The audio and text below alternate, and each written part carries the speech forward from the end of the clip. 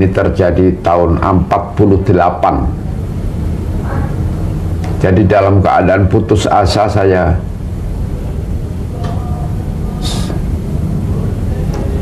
jalankan Patiraga lagi. Sekali ini bukan pemusatan, tapi penghilangan diri.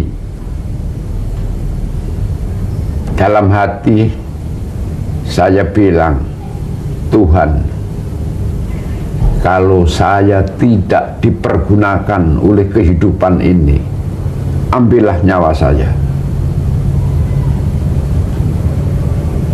Jadi itu sebetulnya itu usaha bunuh diri.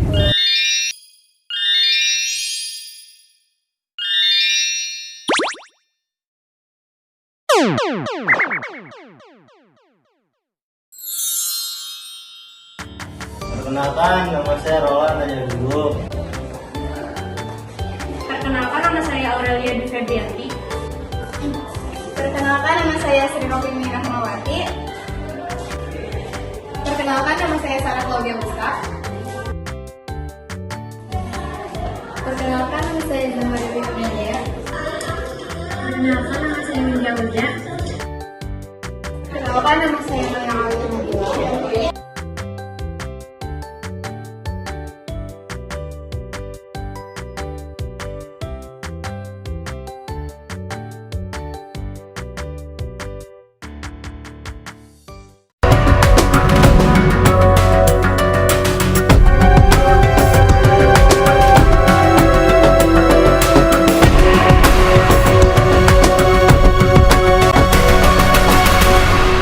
Dalam 50 tahun kemerdekaan, 33,5 tahun dirampas kebebasan.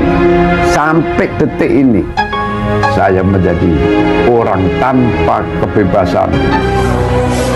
Dalam setiap jalinan sejarah bangsa, ada suara-suara yang tak terkekang oleh waktu. Salah satunya adalah suara Pramoedya Ananta Thoer. Nama yang tak asing di dunia sastra, sang maestro sastra Indonesia. Melalui karyanya yang monumental, Pram mengajak kita berkelana dalam pusaran sejarah, cinta, dan perjuangan bangsa. Seperti novelnya yang berjudul Bumi Manusia, anak semua bangsa dan gadis pantai. Pram lahir di Blora pada tahun 1925. Tumbuh di tengah gejolak zaman kolonial. Pengalaman hidupnya yang penuh lika-liku kemudian menjadi inspirasi bagi karya-karyanya yang mendalam. Pram mengajak kita menyelami kedalaman jiwa manusia Indonesia dalam pusaran sejarah yang penuh gejolak. Penjara bukan hanya mengungkap suara Pram, tetapi justru menjadikannya seorang penulis yang lebih tajam dan kritis. Bumi Manusia adalah novel pertama dalam tetralogi Buru. Novel ini diterbitkan pada tahun 1980. Cerita ini berpusat pada Minke, seorang pelajar pribumi yang mendapatkan pendidikan di sekolah kolonial Belanda. Ia terjebak di antara dua dunia, dunia penjajah dan identitasnya sebagai seorang pribumi. Cerita berkembang melalui relasi Minke dengan berbagai karakter, terutama Anon, putri seorang pedagang Belanda, serta pengalamannya dengan karakter-karakter lain yang mempresentasikan berbagai aspek masyarakat Indonesia, termasuk masyarakat pribumi, imigran Tionghoa, dan penjajah Belanda. Pergulatan tentang identitas, cinta, kolonialisme, dan nasionalisme menjadi tema utama dalam novel Bumi Manusia. Novel ini mengupas tuntas tentang pencarian jati diri seorang pemuda pribumi bernama Minke di tengah dominasi kolonial. Tokoh-tokohnya yang sangat kuat dan kompleks membekas ingatan pembaca seperti Minke, Nyai Otosoro, dan analis dan tokoh-tokoh lainnya yang memiliki karakter yang kuat dan mewakili berbagai lapisan masyarakat pada masa itu. Dengan alur cerita yang menarik, membuat pembaca semakin penasaran dan terlibat dalam kisah yang disajikan. Memiliki latar waktu dan tempat yang begitu detail, menggambarkan kehidupan masyarakat Jawa pada masa kolonial. Amanat utama yang dapat kita petik dalam novel Bumi Manusia ini adalah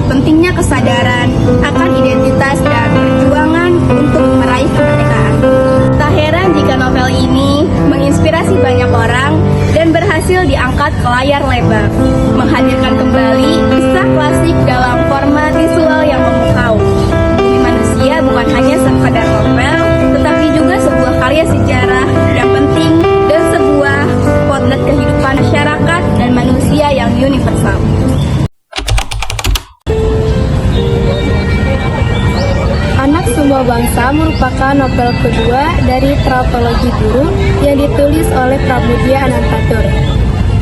Novel ini pertama kali terbit pada tahun 1980. Beberapa bulan setelah terbit, Anak Semua Bangsa dan Bumi Manusia dilarang beredar oleh Kejaksaan Agung. Novel ini melanjutkan kisah Mingke, tokoh utama dalam Bumi Manusia, yang kini semakin terjerumus dalam pusaran politik dan sosial pada masa kolonial. Alur novel ini dimulai dari kehidupan Mingke setelah kepergian analis ke Belanda.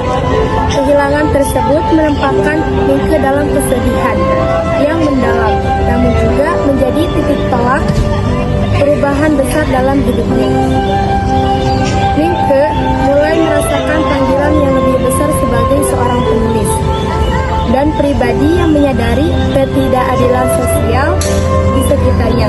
Dari semula hanya fokus pada kehidupan pribadi, ia bertransformasi menjadi seorang yang lebih peduli pada nasib bangsanya dan masyarakat pribumi yang tertindas. Pertemuan dengan Yesnaris, Paul Ahso, dan tokoh-tokoh lain memberi warna baru dalam pemikirannya, memperkenalkan konsep-konsep tentang sosialisme, perlawanan, dan kesetaraan.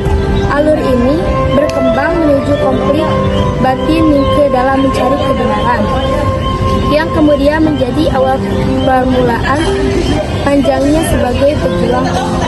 Novel ini berlatar di Jawa, Hindia Belanda. Deskripsi lingkungan perkotaan dan pedesaan dalam kisah ini mencerminkan kondisi masyarakat pada masa kolonial. Ron juga menyoroti kehidupan pribumi di bawah kekuasaan kolonial yang sangat dinindas. Suasana tersebut dipenuhi kemarahan, kesedihan, dan perlawanan yang mendalam. Berlatar pada awal abad ke-20, ketika Hindia Belanda berada dalam kekuasaan kolonial Belanda. Masa ini sangat signifikan karena merupakan era kebangkitan nasional di Indonesia dan awal munculnya kesadaran kolektif di kalangan kaum pribumi. Amanat utama dari Anak Semua Bangsa adalah pentingnya memperjuangkan keadilan dan kesetaraan, serta melawan penindasan dalam bentuk apapun. Selain itu, Pramudia juga mengingatkan bahwa perjuangan untuk keadilan tidak boleh hanya dilakukan demi bangsa sendiri. Pramudia ingin menunjukkan bahwa perjuangan melawan ketidakadilan adalah tugas universal yang melibatkan semua anak bangsa. Gadis Pantai adalah sebuah novel karya Pramudia Anantatur yang mengangkat tema kehidupan perempuan pada masa kolonial Belanda. Novel ini diterbitkan pada tahun 1980. Novel Gadis Pantai menceritakan tentang kehidupan seorang gadis muda yang di mana dia dipaksa menikah oleh seorang pria tua dan kaya raya. Gadis ini yang masih sangat muda dan polos harus meninggalkan kampung halamannya dan keluarganya untuk mengikuti suaminya. Kehidupan barunya sangat berbeda dengan kehidupan sebelumnya. Dia mengalami ketidakadilan sebagai seorang istri muda yang tidak dicintai. Novel ini menggambarkan dengan sangat jelas betapa kejamnya sistem sosial yang menindas perempuan pada masa itu, di mana pernikahan seringkali dijadikan untuk menaikkan status sosial dan ekonomi. Secara garis besar, novel ini mengisahkan tentang perjuangan seorang gadis muda untuk bertahan hidup di lingkungan asli yang kejam. Kisahnya menjadi cerminan dari banyak perempuan yang menjadi korban pernikahan dini, perlakuan tidak adil dalam masyarakat, pernikahan paksa, kesenjangan sosial, feudalisme, dan eksploitasi menjadi tema utama dalam novel Gadis Pantai ini. Dengan tokoh utama seorang gadis desa yang polos dan naif, adapun tokoh-tokoh lainnya seperti Doro, keluarga gadis, dan tokoh masyarakat juga memiliki peran penting dalam bergeraknya cerita ini. Gadis Pantai adalah novel yang relevan hingga saat ini. Novel ini mengingatkan kita akan pentingnya memperjuangkan kesetaraan gender dan lawan dalam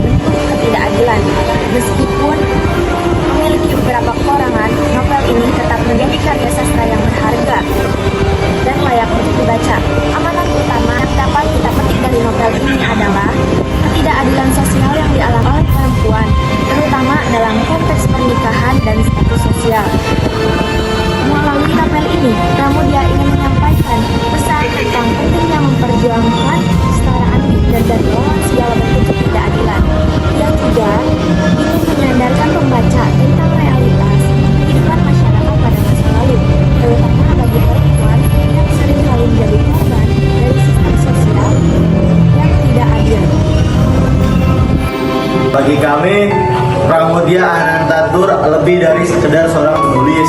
Ia adalah seorang guru, seorang pemikir, dan seorang patriot. Karyanya telah membuka mata pembaca tentang sejarah bangsa dan memberikan inspirasi kepada pembaca untuk terus belajar dan berkarya. Karya-karya Pram bukan hanya sekedar hiburan, tetapi juga sebuah panggilan untuk berpikir kritis dan menggunakan makna dalam kehidupan.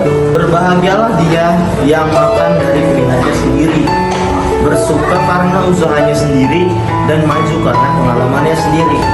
Karya-karya Pram akan selalu relevan sepanjang masa. Ia telah meninggalkan warisan yang tidak ternilai bagi sastra Indonesia dan dunia. Mari kita lestarikan karya-karya Pram dan terus menggali makna yang terkandung di dalamnya.